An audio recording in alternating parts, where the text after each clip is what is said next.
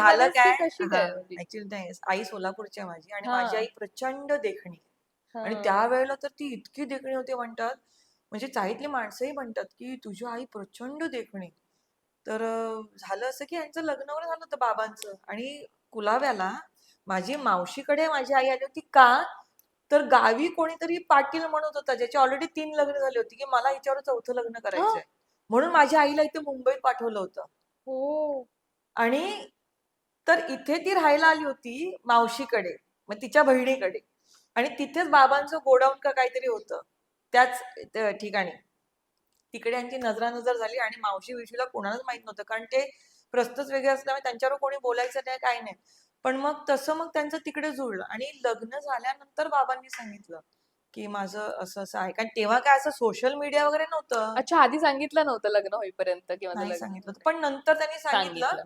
Even माझ्या पहिल्या आईला पण माझे बाबा इतके क्लिअर होते ना की त्यांनी सांगितलं दोघींना बसवूनच, म्हणजे छान व्यवस्थित, की माझ्या पहिल्या आईला सांगितलं की तू माझं प्रेम नाहीयेस, ह्यांनी माझं लग्न लावून दिलंय तुझ्यावर, पण याचा अर्थ असं नाही होणार की मी तुला वेगळं काहीतरी हे करेन किंवा मी तुला हम्म. सोडून देईन किंवा मला तुझ्याबद्दल आता काही वाटत नाही, पण हे जे मी लग्न केलं हे माझं प्रेम आहे.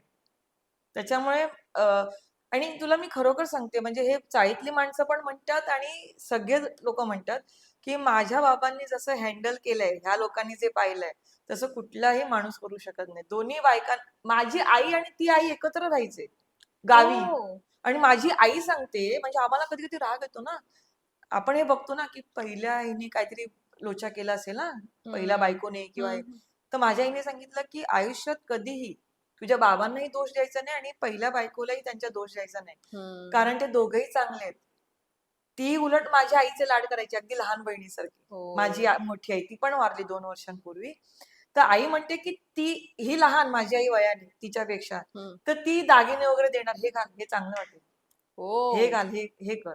पण पूर्वी असं होतं ना, दोघींना का पण आणि बॅलन्स ठेवायचे. बॅलन्स म्हणजे अगदी आता त्या तर खूपच आतल्या गोष्टी आहेत की समजा लग्न वगैरे असेल हम्म. कुटुंबामध्ये वगैरे, तर हम्म. माझी मोठी आई सांगायची की तू छान दिसतेस, तू जा त्यांच्या बरोबर, मी तुला साडी वगैरे देते, मग ती तयार करायची माझ्या आईला, आई सांगते माझी. त्याच्यामुळे माझी आई ना कधीच आम्हाला असं नाही म्हणाली की त्यांच्याकडून काहीतरी प्रॉब्लेम आहे. हम्म. माझ्या आई बाबा जे वेगळं झाले ते फक्त धार्मिक कारण आहे, धर्म, हिंदू मुसलमान, फक्त धर्मामुळे माझे आई बाबा वेगळे झाले. आणि तू कधी भेटणं झालं नाही, त्यांच्या निधनाच्या फक्त दिवशी येऊन मला असं गेलं वाटतं नाही की आम्हाला राग फक्त एवढा आहे की निदान मला बघू तरी द्यायचं होतं यार, त्या की माझे लोकांनी. वडील कोण आहेत, तो हम्म. माणूस कसा दिसत होता हे तरी मला बघू द्या. बरं ते गेल्यानंतर काय आम्ही सांगणार आहे का की बाबा आम्हाला प्रॉपर्टी द्या तुमचं एवढं आहे? असं कोण करेल? एवढी बरोबर. वर्ष नाही, एवढी वर्ष माझी आई गेली नाही त्यांच्यापर्यंत.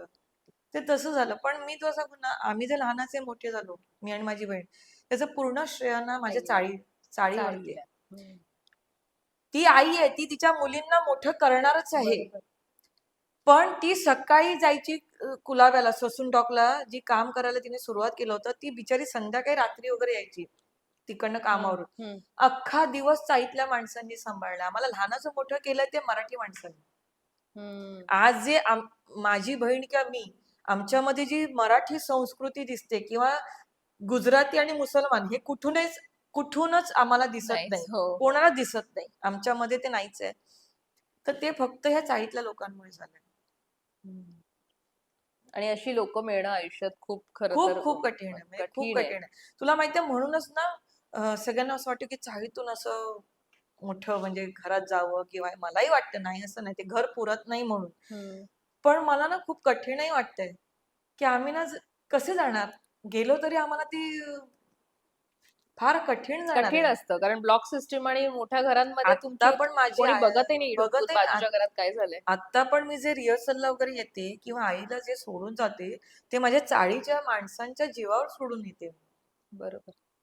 असं झालंय माझं लहानपण. पण मराठी शाळेत शिक्षण हे ते, हम्म. आमचं शिक्षण पण कुठे, गिरगाव मध्येच शिक्षण झालं हा ना तुझं? आर्यन शाळेत, म्हणजे ओके. ज्या शाळेत भरत दाभोळकर म्हणा किंवा मला वाटतं ऍडव्होकेट उज्ज्वल निकम पण आमच्याच शाळेतले, अच्छा. उषा नाडकर्णी आऊ, ओ. त्या शाळेत, आणि भूषण कॉलेज? कडू. कॉलेज? कॉलेज माझं सिद्धार्थ, सिद्धार्थ कॉलेज. सिद्धार्थ ओके. कॉलेजची, हम्म. कॉलेज मधून सुरुवात झाली.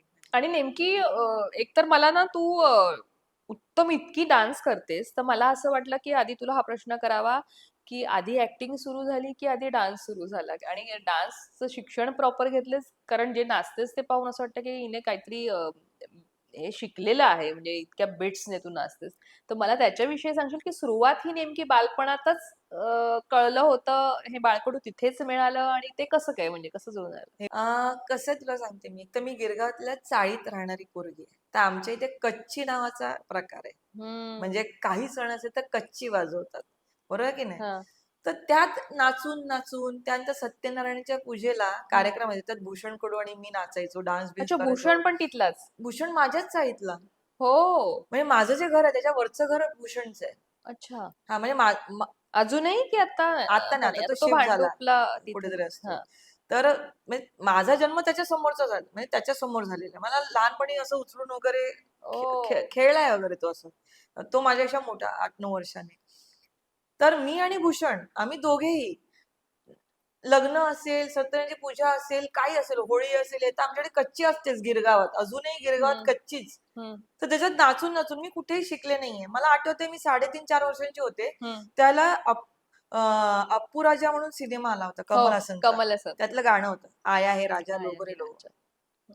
म्हणजे तो रेकॉर्ड आतापर्यंत कोणी तोडला नाही, हे तू भूषण कडूला पण विचारू शकतेस. मी हम्म. लहान होते, 3.5-4 वर्षांची होते त्यावेळेला.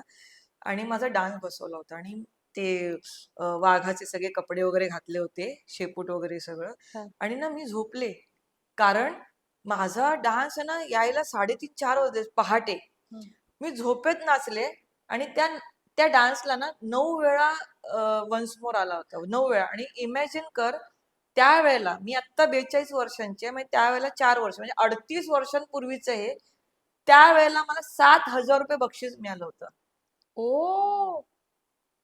त्यावेळेला म्हणजे त्यावेळेला खूप म्हणजे झाले जेव्हा 7,000 म्हणजे. त्यावेळेला लोक किती द्यायचे खुश झाल्यावरती, अरे लहान पोरग आहे, 5 रुपये, 10 रुपये, 11 रुपये, 7,000. आणि त्यावेळेला राजू म्हात्रेंची केबल होती. हम्म. हम्म. केबल त्यावेळेला सुरू झाले होते, नवीन नवीन केबल. हम्म. तर ते माहिती आहे ना, ते शूटिंग करायचे त्या हम्म. कार्यक्रमाचे, सत्यनारायणची पूजा. आणि आमच्या वाडीतली सत्यनारायणची पूजा म्हणजे कुठून कुठून लोक बघायला यायचे, कारण सगळे नाचायचे अशी डान्स बिन्स वगैरे. भूषण कडू तर तिथूनच आलाय, मी तिथूनच आले.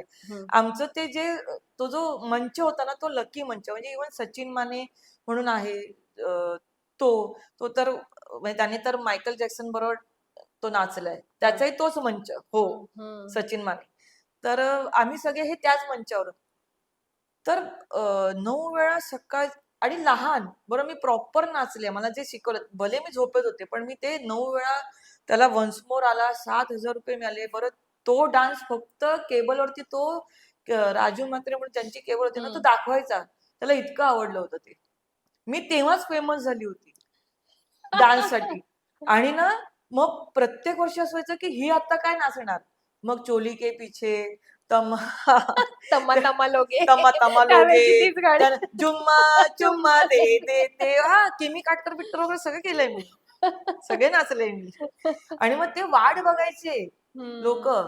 आता ना हे मी फार बोलत नाही ना, तर माझं पिळगावकर करतील. फार मी माझं कौतुक करणार नाही, कारण काय, हल्ली स्वतःचं कौतुक करायचं म्हणजे भीती वाटायला लागली. पण पण खरोखर सांगते की सुरुवात माझी ऍक्च्युली ना त्या गाण्याने झाली आहे, डान्सने. आया हे राजा लोगो रे लोगो. हम्म. तसं बघायला गेलं तर पहिल्यांदा मंचावर जे मी पाऊल ठेवलं ते त्या गाण्याने. हम्म. आणि तिथून काय झालं, बरं, मला काही ह्या इंडस्ट्रीत इंटरेस्ट नाही, ऍक्टिंग मध्ये इंटरेस्ट नाही, काय नाही. माझी 10वी झाली, मी कॉलेजमध्ये गेले. कॉलेजमध्ये गेल्यानंतर मला आमच्याच ग्रुप मधला एक पोरगा आवडायला लागला. तो तिथे ते म्हणजे आयएनटी, आयएनटी स्पर्धा. हा. आयएनटी स्पर्धा सुरू झाली. हम्म. तो तिकडे जायला लागला म्हणून मी त्याच्या नादात जायला लागले. हा, म्हणजे जेवढं तेवढं जास्त वेळ आपण राहतो ना, एकत्र राहिलं मिळेल. हा. विचारणं काहीच नव्हतं, पण आपल्याला आवडतं ना कोणतरी. कॉलेजमध्ये गेल्यावर आपण पुस्तक नंतर उघडतो, पण कोण आहे आवडणार, हे जे असतं ना, तर ते झालं होतं. तर तो गेला म्हणून मी पण गेले होते. मी जस्ट बसायचे जाऊन फक्त, आणि मजा करायची. ते शिबिर वगैरे, ते हे शिकव ते शिकव. पण हम्म. तिथे तर सिनियर्सने एकदा मला म्हटलं होतं की ही कशाला येते, हम्म. हिला काहीच करायचं नाही, ही स्वतः करून काहीच दाखवत नाही. म्हणजे ते असतं ना, तुला काय येतं तू करून दाखव, हिला काय येतं हे करून दाखव. मला काहीच येत नव्हतं ग. तर मला सिनियर्स नाही, एकदा वैभव पवार नावाचा आम्हाला सिनियर आहे, तो बऱ्यापैकी आपल्या इंडस्ट्रीमध्ये काम करतो खूप वेगळ्या लेवलला. हो, हा. हा, बॉलिवूडमध्ये वगैरे असं बरंच त्याचं आहे, काय काय हम्म. काय काय करत असतो तो. आता तो सिनियर होता ना, त्याने मला रडवलं, तू कशाला येतेस, आमचा वेळ का फुकट, कोण आहेस तू, हो, इथपर्यंत वगैरे. आणि मी रडले होते आणि मी गेले. नंतर काय आलं, एकांकिका बसवायला घेतली यांनी, त्यामध्ये एक काकूचा रोल आला जी शेजारची असते हा. आणि कॉमेडी होता तो. हम्म. त्यांना मुलगी मिळेना, ते म्हणाले अरे तिला बोलवा रे, ती येत होती, बघूया तिने केलं तर केलं. बरं, तो जो पोरगा होता तो त्या एकांकिकेत होता. मी म्हटलं हम्म. अच्छा, म्हणजे 1-1.5 महिना आपल्याला रिहर्सल वगैरे. हम्म. आणि परत हे पण असतं ना, कॉलेजमध्ये अभ्यास करायला नको, कारण मी स्पर्धेत आहे ना, त्याच्यामुळे हम्म. कॉलेज अटेंड पण करायला नको, काय बरोबर. नको. मी गेले ग, आणि मी मंगेश सातपुते होते. हा. हा हा, मंगेश हा. सातपुते होते दिग्दर्शक. आम्हाला त्या ऑप्शन नावाची होती, कुणाल लिमये म्हणून आहेत ना, त्यांनी लिहिली होती. कौन बनेगा करोडपती वरती होती ती, त्याला नुकतंच सुरू झालं सुरू होतं, झालं आणि होतं. हा. त्याच्यावरती होती. हा. म्हणजे शेजारच्या बाईचं होतं. साहित्य संघ हा माझा पहिला हे आहे मंच, म्हणजे नाटकासाठी, ओ, एकांकिकेसाठी. हो, गिरगावच ना. गिरगावचं साहित्य म्हणजे हो हो. एक एक पाय माझा साहित्य संघात आणि एक पाय माझ्या चाळीत, माझ्या घरात तिथे इतकं जवळ राहतेस आहे. तू? तिथे ओ. राहते मी त्या चाळीत. अच्छा. तर ते त्या एंट्रीलाच लाफ्टर, म्हणजे तेव्हा तू बारीक होतीस? बऱ्यापैकी.